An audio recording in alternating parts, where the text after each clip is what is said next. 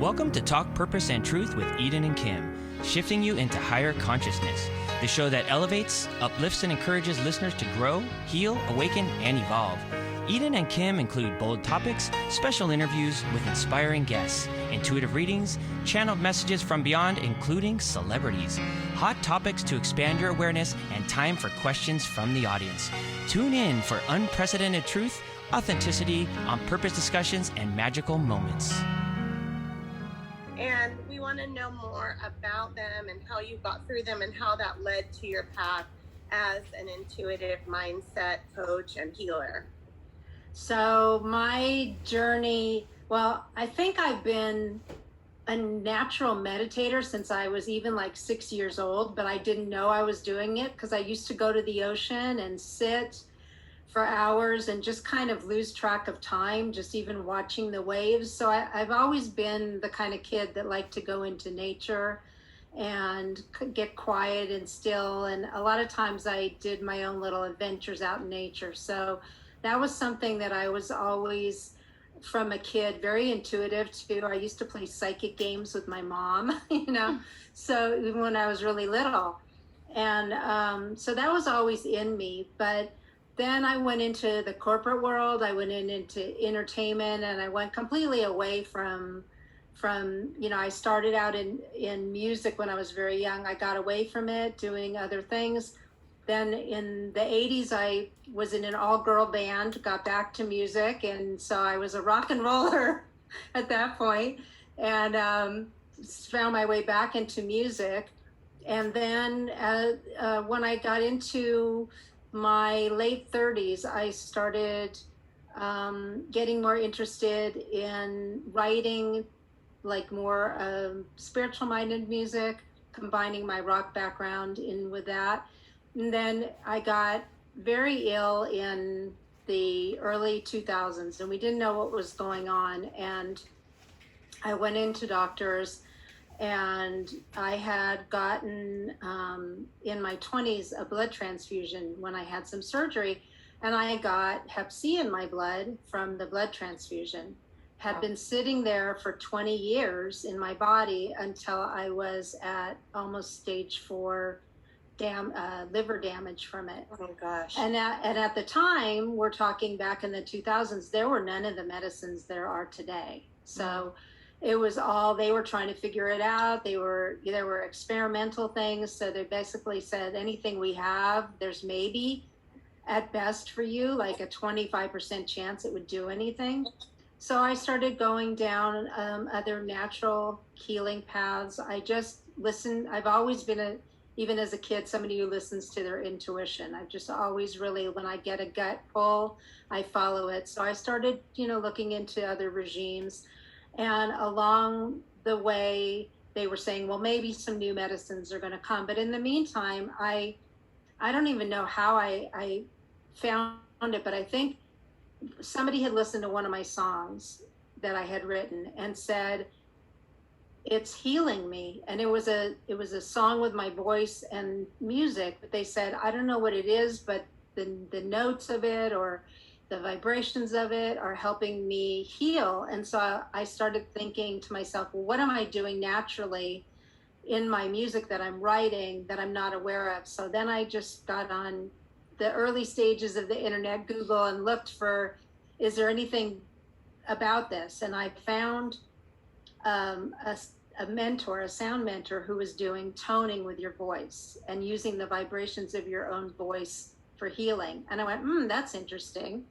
So I went to her workshop, and she was toning over me. And then she suddenly went into tears, and she said, you already know how to do all of this. And so, wow. and so it was one of those things that she just was like, this, girl. And so then I, in the meantime, I'm sick and I'm trying to figure things out. So I was looking for ways to heal myself.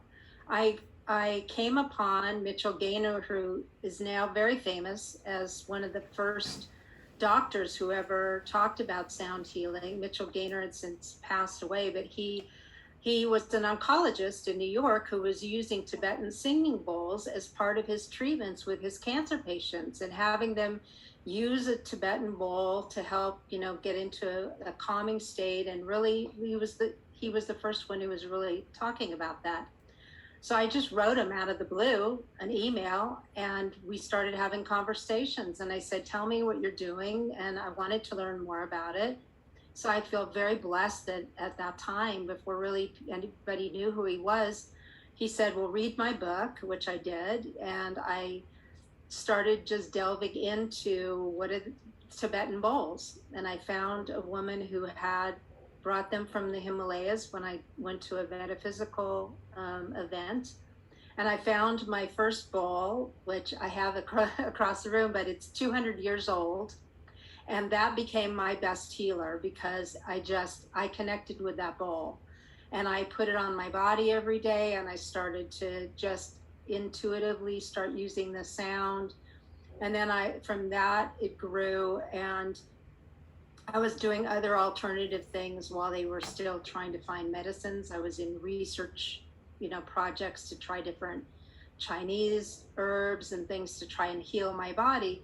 But ultimately, I started using sound on my body every day, and I started using guided imagery, which just came to me like, well, I'm just going to start visioning myself that this illness is gone.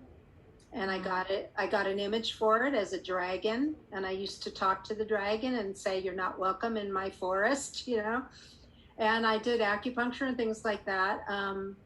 And while they were doing experimental, some of the experimental medicines on me. And eventually, like they had said to me, we really, if you're going to keep this out of your body and clear this forever, we can try the medicines. They might be like 30% that they'll work. But if you want to keep doing all the other stuff you're doing, we don't think it's going to interfere with anything. So, but they had said to me, the chances of you clearing this are not real good. But I started doing acupuncture. I started doing the sound. And I remember it was about 3 months from when I had that conversation with my doctor that I was on the acupuncture table. I used to bring my singing bowls in. They would laugh at me and bring other doctors in, like, what is she doing? Because I had the bowl on my stomach while he's got acupuncture needles in me. And I would envision the dragon, and I would go in looking for it. And I remember one day I went in looking for it, and I couldn't find it. And I said to the doctor, I can't find him. He's not there. And the blood work that I had done 2 weeks later, I had put it into remission. I had cleared it, and I could feel like it had left my body. And so, and my doctor didn't admit to me till maybe 6 years ago, and we're talking like over 20 years I've been with him. But about 6 years ago, he said to me, you really shouldn't have been able to clear that with, now if you had the medicines they have now, like Harvoni, yes, but he said, so he admitted to me that I think probably all the other stuff you were doing and the fact that you had a positive mindset was huge, and that was a big thing in healing you. But that was the first time he actually had said that to me. And so that's how I stepped into sound healing. And then as a part of that, I decided, okay, well, all these tools are not available to other people, and a lot of people don't know how to do this with themselves. How can I take my experience being on the side of being somebody who was really sick, who had to heal themselves, and help other people? And so that's when I stepped into it more. I went and I actually got certified in guided imagery because I was doing it naturally, and I wanted to understand why it works so well for me. That's when I got in and met other sound masters and went and got certified in sound as well. So even though I was intuitively doing everything already, I wanted to increase my knowledge, and learn the science behind it. And I still use all of those tools today. I mean, I had a little health issue that came up during COVID, and I went back into my imagery, and I went back into talking to the cells in my body and doing sound on myself too. And and so I continued to do all the things that I teach other people for my own health. So that was kind of how I got into the long version of how I got into sound. And then, Wow. yeah. Well, you walk the talk for sure. I mean, I love that you experienced it all and then now you teach it. Like, that's beautiful, and heal with the knowledge that you gained. And so I think that's amazing. Just to backtrack for a second, just curious, what kind of rock music did you play? Oh, so I was in an all-girl band called Mosaic, and we were before our time. I seem to be doing things a lot before my time. I don't know what that is. It's always as a kid, but so we were like alternative music, more like REM music, but girls, and they didn't know what to do with us because it was in the 80s, and so we were like thinking women's music at the time that there was more kind of lighter women's music out, so they really just didn't know what to do with us. But we played the Roxy, the Whiskey, all of those places. Yeah, it was so much fun. It was a lot of fun. Well, that's cool. It's like you've lived a lifetime already. Yeah. Now you're in your second round. I feel like I'm a cat, Yeah. Yeah. Wow. Well, it sounds like you're in a great place. So can you talk to us a little bit more about the moonology? Yeah. So, I've done moon circles, again, for like over 20 years. I was introduced to it when I was a baby sound healer, and I went and worked a women's retreat up in Big Bear with a grandmother lodge with Native American grandmother elders, and they do a lot of work with the moon. And so I got fascinated back then, and I've been doing moon journals at least 20 years. I would every new moon and every full moon just do my own journaling. And so I wanted to learn more about, since I've been doing this already and holding moon circles, I wanted to go deeper. So in the pandemic, when I was having to kind of rebrand things, Yasmin Boland, who's very well known for her moonology books, and she's the one who created moonology with Hay House, and she said Hay House, she decided to open up and for the first time ever certify new moonologists. And so I was like, oh yeah, I'm here. And so I took a deep dive and went into her program over the course of, it took my time to really dive in really deep over the course of like 6 months, digging into learning more about, you have it, see? The diary, yes. I was like, I know I have these. Yeah. These cards. Yeah. You got to tell the audience what you just showed. I just showed that I have moonology cards, oracle cards. So in a minute, when you're done explaining, then I'll pull one for the audience. Yeah. So I really wanted to dive in deep to bring more than just the moon circles, which I've been doing with the new moon and full moon, but helping women primarily learn how to align with all the phases of the moon in your everyday life, because we're so naturally connected to the moon, and we have cycles in nature. We have the cycles of the sun, right? The day, the 24-hour cycle. And as women, we naturally are attuned through our, through menstruation, right, with the moon, but also in all phases of our life, because it's like part of our DNA.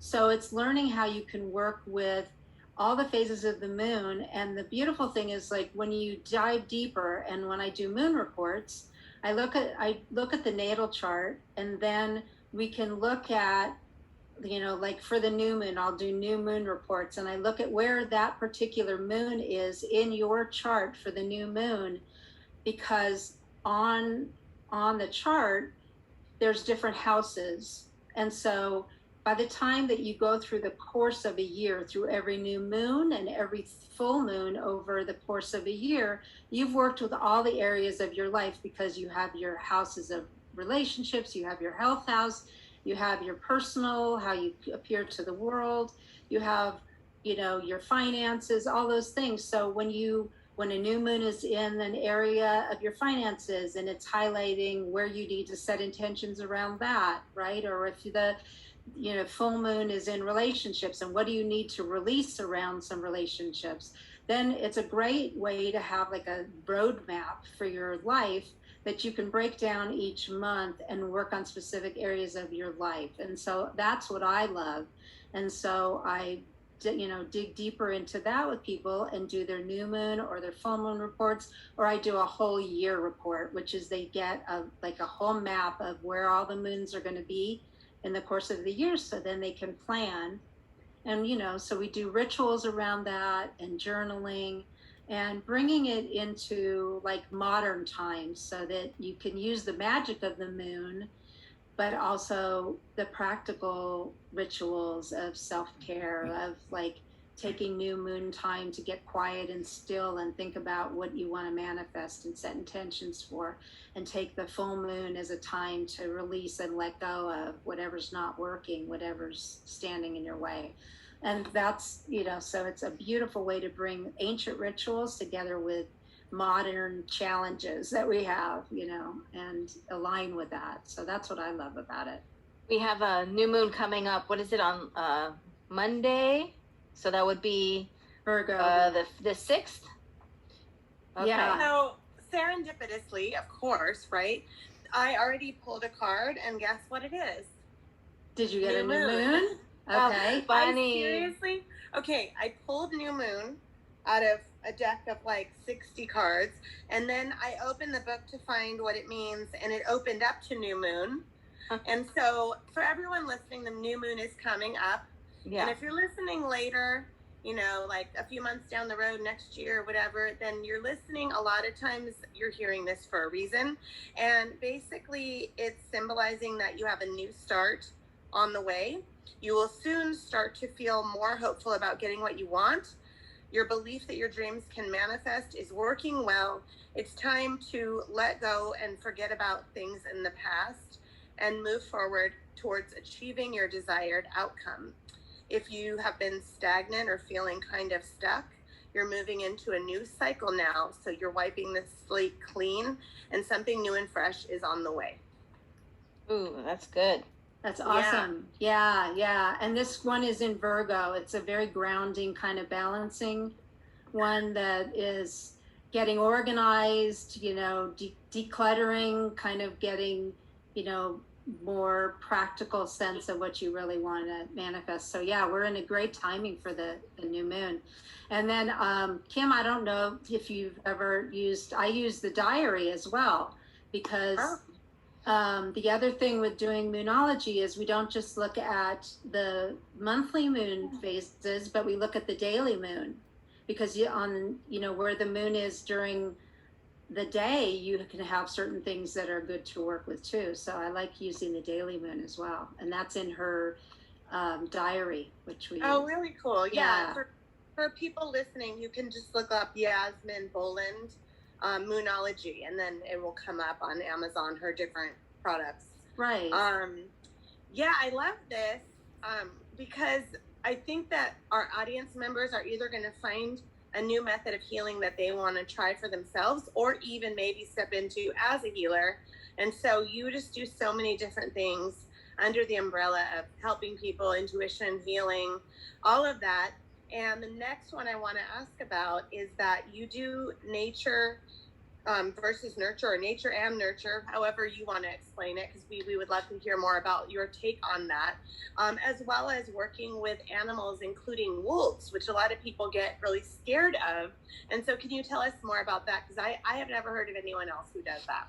Yeah, I'm actually getting ready to schedule. We were off during COVID, so we didn't take anybody out with the wolves, but I'm actually, as of yesterday, it's perfect timing. I'm getting ready to schedule new experiences with the wolves coming up, I think the end of September and into October. So I'll be taking. And what area do you do that in? I do my wolf pack. My wolf family, they're out in the Palmdale area, near Palmdale area. So it's their private sanctuary, and they have a rescued pack. And so we go out for a healing day. And it's also, educating people about the plight of what's going on. We're trying to protect these animals in the wild, there's so many killings going on right now, and because they were taken off the endangered species list. So we're trying to raise awareness. They do rescues. They have a rescued pack. So you meet some of the pack members. You learn how to meet a wolf and how to approach them and what not to do, what to do. There's nothing to fear. Wolves are very much like humans. They have all of the same kind of emotions.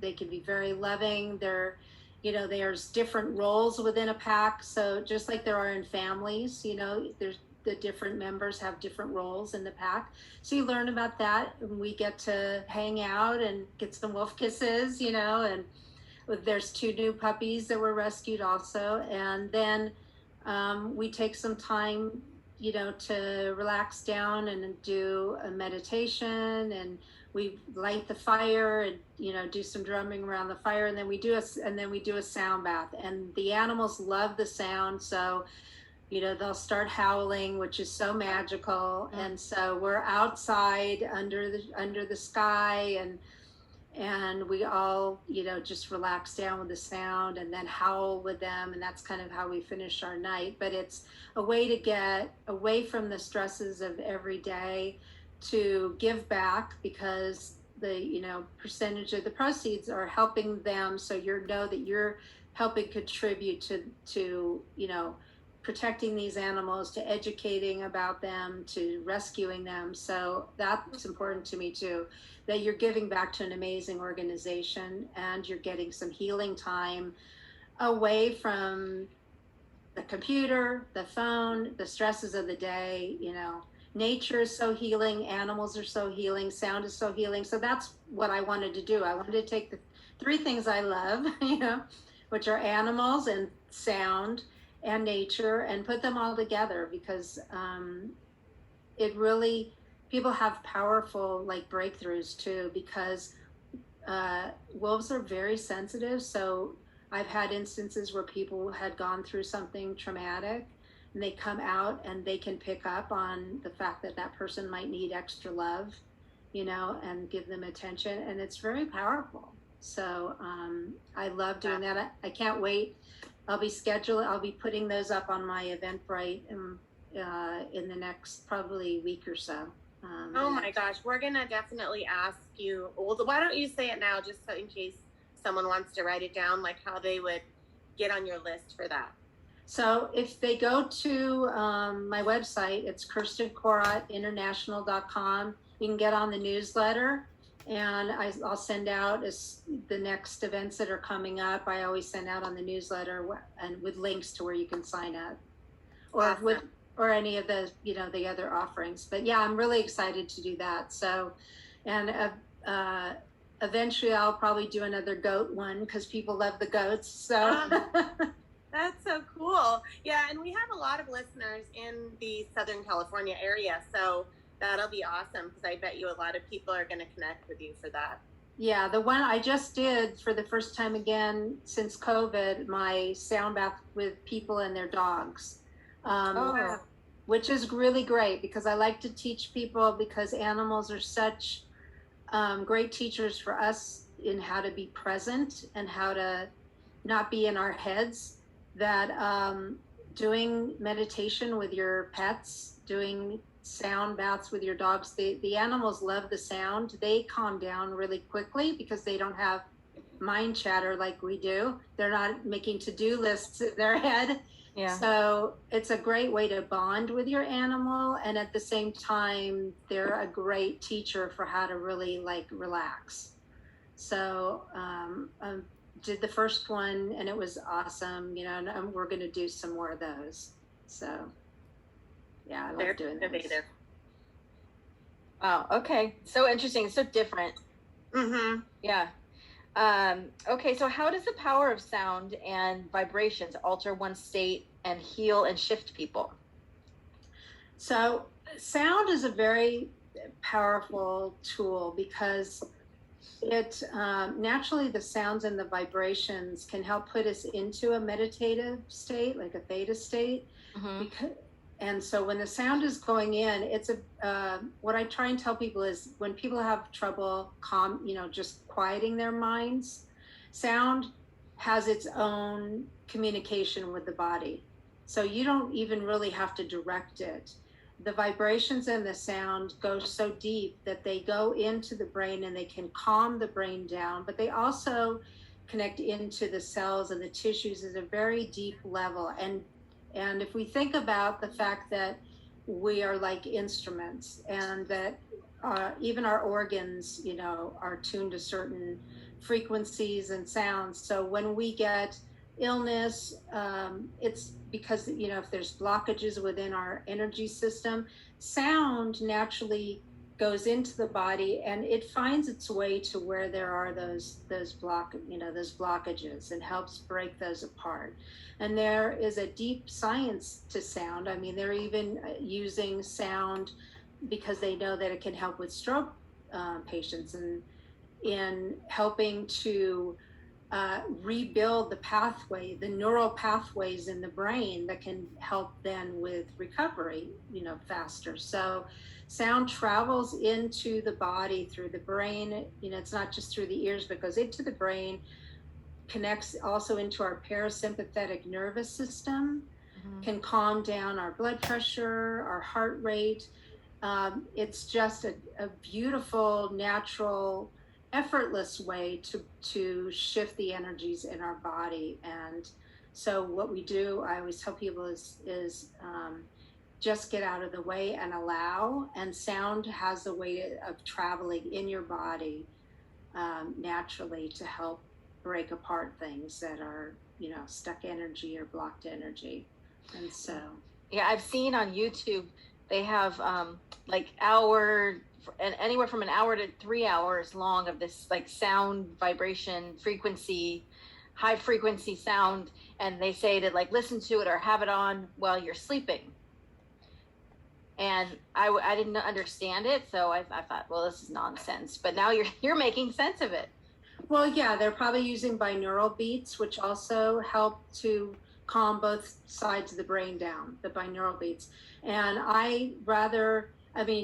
what I love is the singing bowls that I use are 432 hertz. So they're tuned in with kind of the natural frequency of the earth, but also I will use some of the bowls that create binaural beats, binaural sounds on purpose to try and bring the brain into a state of where it's calming both the left and right side of the brain down. For more information on Eden, go to edensustin.com. For more information on Kim, go to kimlifecoach.com. Make sure to follow them on Instagram, Twitter, and Facebook at Talk Purpose and Truth Podcast.